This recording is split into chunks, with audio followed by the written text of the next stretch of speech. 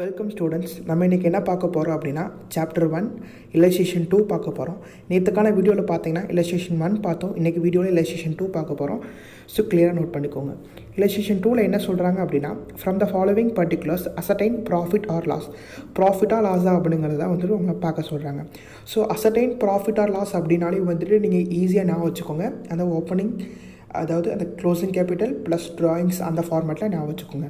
So நமக்கு கிவனில் என்னென்ன கொடுத்துருக்காங்க அப்படின்னா, ஓப்பனிங் கேபிட்டல் கொடுத்துருக்காங்க, க்ளோசிங் கேபிட்டல் கொடுத்துருக்காங்க, அடிஷ்னல் கேபிட்டல் கொடுத்துருக்காங்க, ட்ராயிங்ஸ் கொடுத்துருக்காங்க. ஸோ இந்த நாலுமே பார்த்தீங்கன்னா ஓப்பனிங் கேபிட்டல் பார்த்தீங்கன்னா 1,60,000, க்ளோசிங் கேபிட்டல் பார்த்தீங்கன்னா 1,50,000, அடிஷ்னல் கேபிட்டல் 25,000, ட்ராயிங்ஸ் 30,000. ஸோ ஈஸியாக நீங்கள் அந்த ஃபார்முலா மட்டும் அந்த ஃபார்மேட் மட்டும் நீங்கள் படிச்சிருந்தீங்கனாலே ஈஸியாக நீங்கள் எழுதி முடிச்சிடலாம். ஸோ ஃபார்மேட் பார்த்துட்டிங்கன்னா வந்துட்டு closing capital plus drawings minus additional capital minus opening capital. So அந்த ஃபார்முலா நம்ம அப்ளை பண்ணலாம். இப்போ statement of profit or loss for the year ended 31st March 2019. So ஃபார்மெட்டை ஒவ்வொரு தடவையும் தெளிவாக எழுதிக்கோங்க. இந்த மேலே இந்த ஸ்டேட்மெண்ட் ஆஃப் அஃபேர்ஸ் அப்படிங்கிறதையும் தெளிவாக எழுதிக்கோங்க. I mean the statement of profit or loss அப்படிங்கிறது. நிறைய பேர் என்ன பண்ணுறீங்கன்னா ப்ராஃபிட் அண்டு லாஸ்ன்னு போட்டுறீங்க. ஸோ ப்ராஃபிட் அண்டு லாஸ்ன்னு போடக்கூடாது, ப்ராஃபிட் ஆர் லாஸ் தான் போடணும். ஸோ இதில் வந்து நம்ம லாபமாக அல்லது நட்டமா அப்படிங்கிறத கண்டுபிடிக்கிறோம். ஸோ லாபம் மற்றும் நட்டம் கண்டுபிடிக்கலாம், சரிங்களா? ஸோ பர்டிகுலர்ஸ் ருபீஸ் போட்டுக்கோங்க. Closing capital date definitely mention பண்ணுங்கள், 1,50,000. ஸோ அந்த 1,50,000ல் ட்ராயிங்ஸில் என்ன பண்ணிக்கிறேன்னா ப்ளஸ் பண்ணிக்கிறேன். ஸோ 1,50,000ல் 30,000 ப்ளஸ் பண்ணேன் அப்படின்னா 1,80,000 எனக்கு கிடைக்கும். தென் அடிஷ்னல் கேபிட்டல் நான் லெஸ் பண்ணிக்கிறேன்.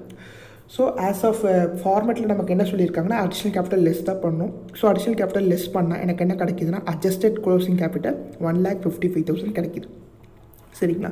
இப்போ எனக்கு அட்ஜஸ்டட் க்ளோசிங் கேபிட்டல் 1,55,000 இருக்குது. பட் ஓப்பனிங் கேபிட்டல் இங்கே எவ்வளோ இருக்குது? 1,60,000 இருக்குது. அட்ஜஸ்டட் க்ளோசிங் கேபிட்டலை விட ஓப்பனிங் கேபிட்டல் கம்மியாக இருந்துச்சு அப்படின்னா நமக்கு என்னது? Profit during the year. But இந்த சம்லாம் பார்த்தீங்கன்னா அட்ஜஸ்டட் கேபிட்டலை விட ஓப்பனிங் கேபிட்டல் அதிகமாக இருக்குது. அதாவது நான் ஒரு எக்ஸாம்பிள் சொன்னேன். இப்போ நான் 10 ரூபா இன்வெஸ்ட் பண்ணியிருக்கேன் இன்றைக்கான டேக்கு. பட் எனக்கு க்ளோசிங் எவ்வளோ இருக்குது? 5 ரூபா தான் இருக்குது. அப்போ 10ல் 5 போச்சுன்னா எனக்கு 5 ரூபா நட்டம். அப்படி இல்லாட்டி 10 ரூபா நான் இன்வெஸ்ட் பண்ணியிருக்கேன், எனக்கு ஈவினிங் பார்த்தீங்கன்னா 50 rupees இருக்குது அப்படின்னா எனக்கு 40 rupees ப்ராஃபிட். ஸோ அதே மாதிரி பார்த்துட்டிங்கன்னா அட்ஜஸ்டட் க்ளோசிங் கேபிட்டல் வந்துட்டு எனக்கு 1,55,000 இருக்குது. பட் ஓப்பனிங் கேபிட்டல் 1,60,000 இருக்குது. அப்போ 5,000 rupees எனக்கு லாஸ் அப்படின்னு சொல்லிட்டு எழுதிக்கணும். அதுக்கப்புறம் என்ன பண்ணுறீங்கன்னா loss is equal to 5 lakhs அப்படின்னு எழுதிக்கோங்க. மைனஸ் சிம்பிள் கண்டிப்பாக போட்டுக்கோங்க, சரிங்களா? இந்த மாதிரி போட்டால் தான் வந்துட்டு உங்களுக்கு முழு மதிப்பெண் கண்டிப்பாக கிடைக்கும்.